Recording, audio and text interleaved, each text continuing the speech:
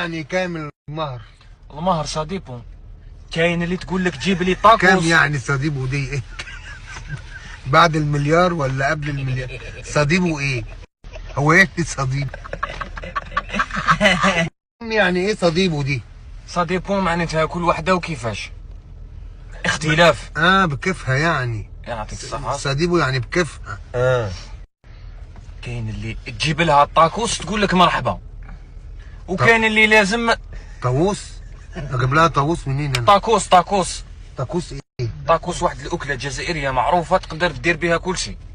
يعني اروح اتجوز باكله؟ اي والله ده بلاش يعني اكله ودقوس. قلت لك صديبو. هو يقول لك يجيب لها دقوس شطه فلفل.